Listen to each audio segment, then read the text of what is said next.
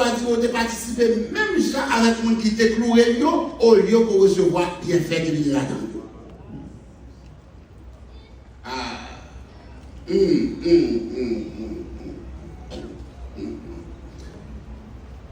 Le repas du Seigneur. Nous parlons du repas du Seigneur, le repas de paix. Écoutez-moi, mes chers amis. Paul prend ça, le repas du Seigneur, comme étant une chose tellement sérieuse.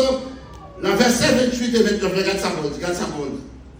Que chacun donc s'éprouve soi-même, et que si il mange du pain et boive de la coupe, car celui qui mange et boit sans discerner le corps du Seigneur, mange et boit un jugement contre lui-même.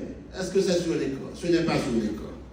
On va dire encore, dans 1 Corinthiens chapitre 11, les versets 28 et 29, il dit tout simplement que chacun s'éprouve soi-même et que si il mange du pain et boive de la coupe, car celui qui mange et boit, sans discerner le corps du Seigneur, ça l'a fait.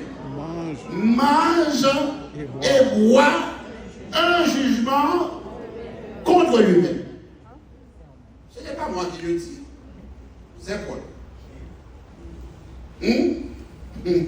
Ouais, la question qui se pose maintenant, qu'est-ce que ça veut dire, frère Ganal, frère Pierre, et s'éprouver soi-même, qu'est-ce que cela veut dire?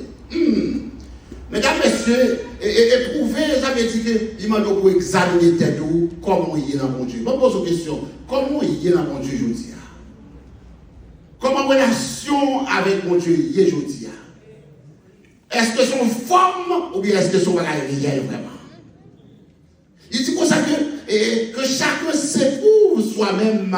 En d'autres termes, que chacun examine sa condition, que chacun examine sa conscience, que chacun examine ses mobiles, que chacun examine ses velléités, que chacun examine ses inclinations, car il doit répondre directement devant son